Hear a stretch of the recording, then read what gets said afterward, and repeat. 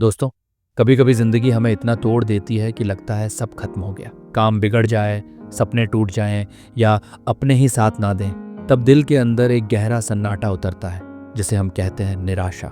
लेकिन एक बात हमेशा याद रखना, रात चाहे कितनी भी अंधेरी हो, सुबह जरूर होती है। आज के इस वीडियो में हम समझेंगे कि निराशा से बाहर कैसे निकला जाए, फिर से खुद को कैसे संभाला जाए और अपने जीवन में उजाला कैसे वापस लाया जाए।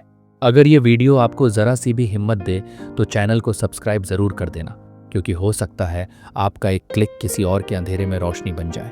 निराशा तब जन्म लेती है जब मनुष्य अपनी आशाओं और इच्छाओं को परिणामों से बांध लेता है। जब मन यह तय कर लेता है कि मुझे यही चाहिए और परिस्थिति वैसी न बने, तो उसी क्षण भीतर का संतुलन डगमगा जाता है। धीरे धीरे मन भारी होने लगता है, सोच धुंधली हो जाती है और व्यक्ति हर बात में कमजोरी अनुभव करने लगता है। महाभारत के युद्ध से ठीक पहले अर्जुन भी इसी स्थिति में पहुंचे थे।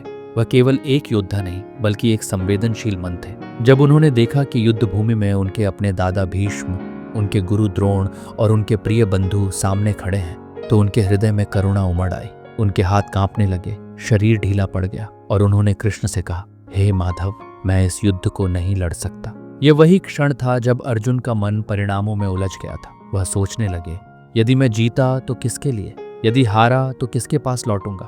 कर्मण्येवाधिकारस्ते मां फलेषु कदाचन। अर्थ, मनुष्य का अधिकार केवल कर्म पर है, फल पर नहीं। जब मनुष्य किसी विशेष परिणाम को पकड़े रहता है और वह परिणाम परिस्थिति के अनुसार नहीं मिलता, तो उसका हृदय टूट जाता है। लेकिन यदि वही मनुष्य परिणाम को ईश्वर की इच्छा समझकर छोड़ दे, तो बोझ हल्का हो जाता है। फल को छोड़कर कर्म में स्थिर होना। जब व्यक्ति केवल यह सोचता है, मुझे अपना काम पूरे मन और श्रद्धा से करना है, तो मन शांत रहता है। पर जब वह सोचता है, मुझे इसका परिणाम अवश्य चाहिए, तो मन भारी हो जाता है। अर्जुन भी यदि परिणाम पर टिके रहते तो युद्ध भूमि से भाग जाते, पर कृष्ण की शिक्षा उन्हें आगे ले जाने वाली थी। इसलिए उनकी यात्रा अब मन को स्थिर करने की ओर बढ़ती है। फल की आसक्ति से मन को हटाना सरल नहीं होता। मन बार बार परिणाम, भय और भविष्य की ओर दौड़ता है। अर्जुन भी प्रश्नों, भावनाओं और दुविधाओं में उलझ रहे थे।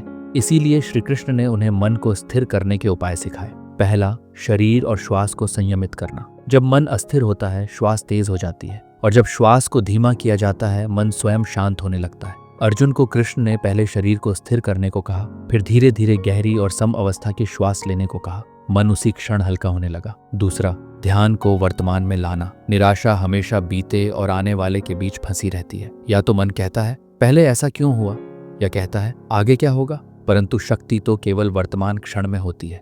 जब अर्जुन ने अपने विचारों को क्षण की वास्तविकता पर केंद्रित करना शुरू किया, तब वे सुनने और समझने योग्य बने। तीसरा, आत्मस्वरूप की स्मृति। कृष्ण ने अर्जुन से कहा, तुम दुर्बल नहीं हो, तुम चिर अजेय आत्मा हो। जब मनुष्य स्वयं को क्षण भंगुर शरीर समझता है तो निराश होता है, पर जब वह स्वयं को शाश्वत आत्मा समझता है तो दृढ़ हो जाता है। अब अर्जुन सुनने की अवस्था में थे। उनका मन धीरे धीरे पुनः साहस और धैर्य की ओर जाग रहा था। जब अर्जुन का मन थोड़ा स्थिर हुआ, तब श्री कृष्ण ने उनसे वह सबसे महत्वपूर्ण बात कही जो निराशा के अंधकार में दीपक के समान है। वह यह कि मनुष्य इस संसार में यूं ही नहीं भेजा जाता। प्रत्येक व्यक्ति की एक भूमिका है, एक पथ है और एक कर्तव्य है। निराशा तब गहरी हो जाती है जब व्यक्ति अपनी भूमिका को भूल जाता है। जब मन ये मान लेता है कि मैं कुछ नहीं कर सकता, तभी भीतर की शक्ति छिप जाती है। परंतु जब मनुष्य समझ जाता है कि वह किसी उद्देश्य के लिए जन्मा है, तब वह स्वयं ही खड़ा होने की शक्ति प्राप्त कर लेता है। हे अर्जुन, तुम एक योद्धा हो। तुम्हारा धर्म है अन्याय और अधर्म के विरुद्ध खड़ा होना। यह युद्ध केवल विजय या पराजय के लिए नहीं है, बल्कि धर्म की स्थापना के लिए है। अर्जुन की निराशा का बड़ा कारण था, उन्होंने अपनी भूमिका को भूल लिया था। वह केवल संबंधों को देख रहे थे, धर्म को नहीं। वह केवल परिणाम को देख रहे थे, कर्म को नहीं। अपना कर्तव्य समझो। भूमिकाएं ईश्वर द्वारा दी जाती हैं, मनुष्य द्वारा नहीं। यह संदेश केवल अर्जुन के लिए नहीं था, यह हर मनुष्य के लिए है।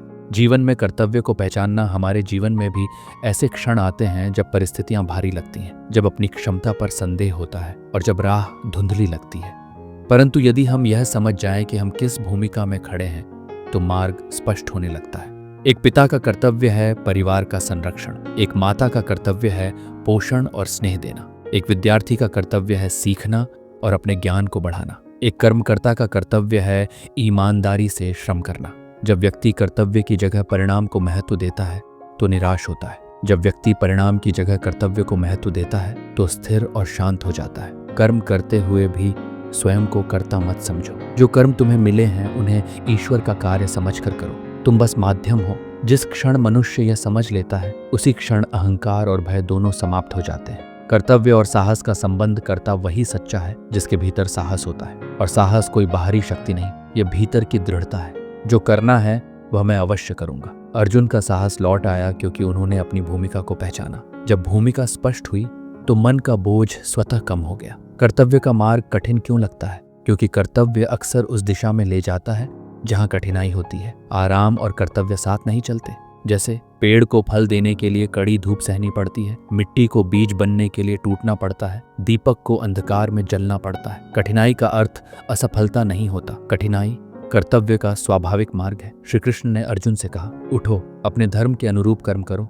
यह वाक्य अर्जुन के भीतर सोई शक्ति को जगा गया। वह अब केवल रोने वाला थका हुआ मन नहीं था, वह पुनः एक जागृत योद्धा बन रहा था। अब उसके भीतर लक्ष्य स्पष्ट हो चुका था। अब उसकी दृष्टि संबंधों की कमजोरी से हटकर धर्म के प्रकाश पर स्थिर हो चुकी थी। अब उसका मन आगे बढ़ने योग्य हो चुका था। यहाँ से चौथा भाग प्रारंभ होता है, अविचल विश्वास और समर्पण का उदय, जहाँ मनुष्य कर्म करता है पर अंत ईश्वर पर छोड़ देता है। जब समर्पण और विश्वास अर्जुन के हृदय में दृढ़ हो गए तब उनके भीतर की दुर्बलता पूरी तरह से टूटने लगी। अब वह पहले वाले अर्जुन नहीं थे जो अपने परिवार, संबंध और परिणामों के बोझ से दबे हुए थे। अब उनके सामने जीवन का उद्देश्य स्पष्ट था, धर्म की रक्षा, सत्य की स्थापना और अपने कर्तव्य का पालन। निराशा ने जहां पहले अर्जुन की शक्ति को ढक दिया था, वहीं अब जागृति ने उनके भीतर नई ज्वाला जगा दी। श्री कृष्ण ने देखा कि अर्जुन अब सुनने और समझने की स्थिति में आ चुके हैं। तब उन्होंने कहा, उठो अर्जुन, अब तुम्हारी शक्ति तुम्हारे भीतर जाग चुकी है। अब तुम वह नहीं जो हार से डरता था, अब तुम वह हो जो धर्म के मार्ग पर अडिग खड़ा है। अर्जुन ने अपने हाथों में पुनः गांडीव उठाया, वही धनुष जो थोड़ी देर पहले उनके हाथों से छूट गया था। पर उस धनुष को उठाने का अर्थ अब केवल युद्ध नहीं था, अब यह उनके आत्मबल, साहस और स्वस्वरूप की पहचान का प्रतीक बन चुका था। निराशा टूटी नहीं, रूपांतरित हुई। अर्जुन में परिवर्तन एक क्षण में नहीं हुआ था, यह उसी क्रम में हुआ।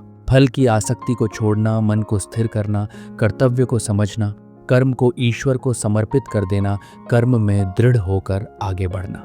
निराशा समाप्त नहीं होती, वह शक्ति में बदल जाती है जब मनुष्य परिस्थिति को चुनौती की दृष्टि से देखना सीख लेता है। संघर्ष से विजय की चिंगारी, युद्ध अब वही था, शत्रु वही थे, वातावरण वही था, पर अर्जुन वही नहीं थे। दृष्टि बदलते ही दुनिया बदल जाती है। जहां पहले अर्जुन को अपने प्रियजन दिखाई देते थे, अब उन्हें धर्म की स्थापना दिखाई देने लगी। जहां पहले उन्हें परिणाम का भय था, अब उन्हें केवल अपना पद दिख रहा था। जहां पहले मन भारी था, अब मन दृढ़ था।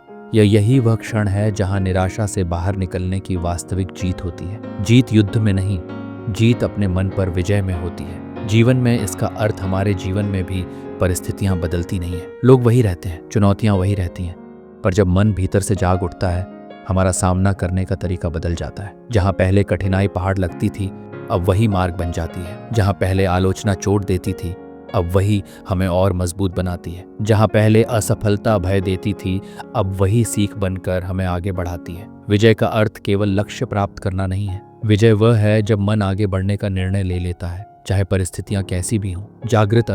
जागृत हम अर्जुन ने युद्ध किया, पर उस युद्ध का अर्थ हम सबके लिए बहुत बड़ा है, क्योंकि हर मनुष्य के भीतर एक अर्जुन है जो कभी कभी थक जाता है, जिसका मन कभी कभी डर जाता है, जो कभी कभी निराश हो जाता है। और हर मनुष्य के भीतर एक कृष्ण भी है जो कहता है, उठो, तुम्हारे भीतर शक्ति है, तुम्हें हारना नहीं है, तुम्हें अपना पथ पूरा करना है। निराशा का अंत वहीं नहीं होता जहां हम रोना छोड़ देते हैं, निराशा का अंत वहां होता है जहां हम फिर से खड़े हो जाते हैं। अर्जुन ने खड़े होकर युद्ध किया, और यही जीवन है। चलते रहो, लड़ते रहो, और अंत में वही जीतता है जो हार मानने से इनकार कर देता है।